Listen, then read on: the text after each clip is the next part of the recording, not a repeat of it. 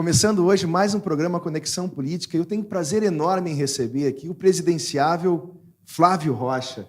Muito obrigado por dispor esse tempo aqui e participar da gente do programa Conexão Política. Eu é que agradeço, Tobias. É uma alegria conversar com você, com seus espectadores. O senhor já foi 2 vezes deputado federal, constituinte.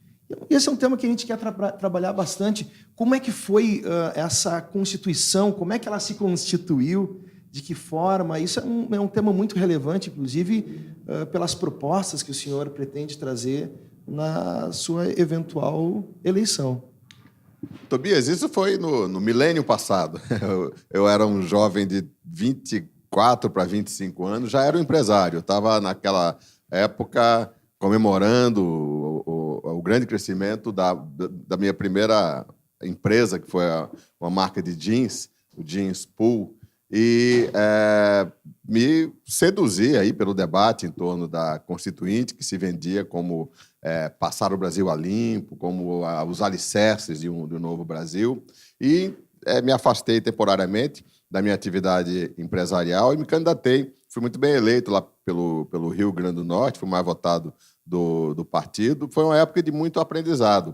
Apesar do resultado final da Constituição, eu já como liberal desde aquela época, ver que nós estávamos fazendo uma carta extremamente prolixa, que engessava, de certa forma, extremamente detalhista.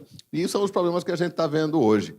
Eu tive o prazer de conviver com gente que eu passei a admirar muito, um deles, o falecido, então, senador Roberto Campos, que era um constituinte também, e ele tem uma frase que até hoje eu lembro sobre a Constituinte. Falei, isso aqui não é uma Constituição, isso aqui é um catálogo de aspirações. Esse era bem o espírito, né? Muito corporativismo já se desenhando lá, cada um chegava, pendurava a sua conta, pendurava a sua reivindicação.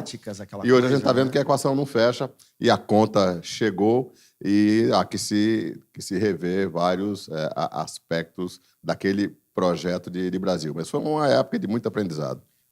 A Constituição ela é cheia de normas programáticas, normas que se tem um objetivo para que se possa construir, como, por exemplo, da moradia, enfim, que a gente sabe que é um objetivo muito difícil de se alcançar por uma república, especialmente para quem constitui o cargo da presidência. Eu queria saber de ti se a Constituição ela merece uma reforma nas cláusulas pétreas, inclusive. Bom, um futuro presidente que vai ter que, dia 1º de janeiro, jurar a Constituição, não pode se eleger já propondo que não vai jogá-la no lixo para escrever uma nova. Mas eu acredito que é perfeitamente oportuno, o que eu tenho defendido, é uma desconstitucionalização de muitos dos aspectos que estão aí. Nós não precisamos ter 500 artigos, nós podemos ter uma Constituição mais enxuta, podemos remeter para a lei infraconstitucional, muitos dos aspectos estão lá engessados na Constituição. Isso que eu pretendo fazer. Essa é uma linha que está ganhando força e acredito que eu tenho me referido a ela como uma lipoaspiração da Constituição. Eu acho que essa é uma saída que vai dar mais jogo de cintura, mais flexibilidade e viabilidade ao Brasil. Eu quero lembrar também que a Constituição foi feita, Tiago, às vésperas, poucos meses antes da queda do Muro de Berlim, que foi um marco no pensamento mundial, né? Nós estávamos aí sob a égide, sob o auge de um pensamento de protagonismo do Estado, de planejamento central. Eu acho que essa influência foi uma infelicidade em termos cronológicos. Talvez se a Constituição tivesse sido feita 2 anos depois, talvez o momento fosse outro, os ensinamentos da queda do Muro de Berlim e da nova forma de pensar, mais liberalizante, talvez tivesse influenciado positivamente os constituintes. Essa propositura mais liberal é vista pelo senhor a partir de um modelo que certamente o senhor entende que não deu certo, que foi um modelo mais social, democrático, de esquerda, que veio a partir dessa Constituição crescendo. Hoje existe um movimento contrário já aos movimentos de esquerda. Como é que o senhor se posiciona no campo político em relação à esquerda, direita, liberalismo, socialismo? Eu considero esses rótulos de esquerda e direita meio ultrapassados e muitas vezes mal utilizados. Por exemplo, aqui no Brasil, muitas vezes se rotula como direita aqueles saudosistas de um período triste da nossa história, que foi o da ditadura, né? O meu conceito de direita e esquerda é que esquerda é o protagonismo do Estado, né? Planejamento central, hiperregulação, Estado grande, que se mete em tudo, que não deu certo em nenhum lugar do mundo. Eu acredito a direita democrática é o protagonismo do indivíduo. É nisso que eu acredito. Eu acredito que liberdade econômica é sinônimo de prosperidade. Nós fizemos no ano passado 100 anos da primeira experiência concreta do socialismo, em 1917, com a Revolução Bolchevique, que foi mais um fracasso. Depois, nesses 100 anos, tivemos 70 experiências do chamado socialismo, ou comunismo, ou esquerda no poder. O último, todos geraram, em primeiro lugar, mostraram a incompatibilidade com o valor sagrado fundamental da democracia, né? Não existe democracia quando não existe democracia política, quando não existe democracia econômica. Um não existe sem o outro. É preciso haver liberdade econômica para que haja liberdade política. Esse é um pré-requisito fundamental. Essas 70 experiências que aconteceram nesses 100 anos geraram resultados. O exemplo mais recente, que está mais fresco da memória e é mais traumático para nós, porque é um vizinho dos queridos do povo co-irmão, que são os venezuelanos, a Venezuela. A Venezuela era um país próspero, um dos países mais ricos do mundo, tinha a 8ª renda per capita do mundo, a maior renda per capita da América Latina, e você viu o que é que deu 15 anos de ideias ruins, de ideias tóxicas, de perseguição a quem produz, de intervenção nas sábias leis, as relações de causa e efeito do livre mercado. Então, não é isso que nós queremos para o Brasil.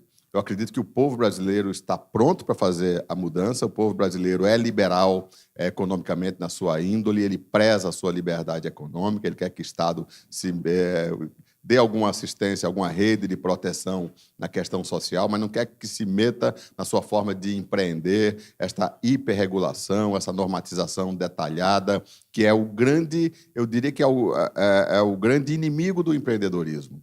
Empreendedorismo pressupõe um ambiente de liberdade econômica. A ação do Estado deve ser, tão somente, tornar o terreno econômico um terreno fértil. O governo deve arar o terreno, deve irrigar o terreno, para que as sementes do talento, que são o empreendedorismo, possam florescer. Estado mínimo até onde? Nós temos Estado demais, onde não deve existir Estado, e uma falta absurda de Estado, onde ele é fundamental e insubstituível. Nós temos um Estado que já chega a quase 50% do esforço de produção nacional. Porque não é só a carga tributária. Se fala muito na carga tributária recorde do Brasil, que chegou a 37% em 2014. Mas tem, seguidamente, os rombos. Você arrecada 37% e ainda não dá para bancar a gastança. Tem dado próximo de 10% o rombo. Ano passado, 9,5% de déficit, né? Depois, só aí já dá 35% da carga do ano passado, 45%. Mas aí tem outra forma perversa de tributação, que é a incrível ineficiência de monopólios estatais. Os Correios, uma empresa monopolista que consegue quebrar. A Petrobras, né, com os escândalos de corrupção, você vê a conta do Petrolão chegando às bombas, gerando a revolta dos caminhoneiros. Isso é uma forma perversa de tributação, porque são setores essenciais que, quando você decreta o monopólio e impõe a conta da ineficiência e da corrupção, quem paga é quem está na bomba, quem paga é o consumidor. Então, você chega a uma situação absurda de Estado demais. O Brasil não é que não precisa, ele não pode pagar um Estado tão voraz que arranca 50% do esforço de produção. Eu imagino, tem Estado mínimo, não vamos nem tanto a céu nem tanta terra, mas os países que estão dando certo aí, no estado de desenvolvimento equivalente ao nosso, tem estados de 20% a 25% do PIB. Isso significa dizer que é uma carruagem estatal de 1/4 da economia e você tem 3/4, 75%, 80% de força de tração, de trabalhadores e empreendedores puxando a carruagem e pagando a conta do Estado. Com isso, você tem o suficiente para ter o que o Estado deve ter eficientemente, onde ele é o grande ausente. saúde, educação, segurança pública, justiça e forças armadas.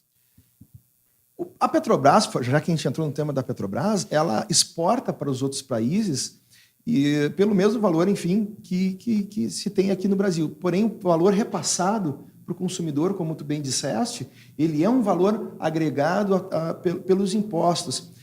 Na Argentina, por exemplo, o Uruguai, por exemplo, o petróleo da Petrobras, ele é repassado para o consumidor a um valor muito menor que a gente paga aqui. O que o senhor acha da política de preços da Petrobras?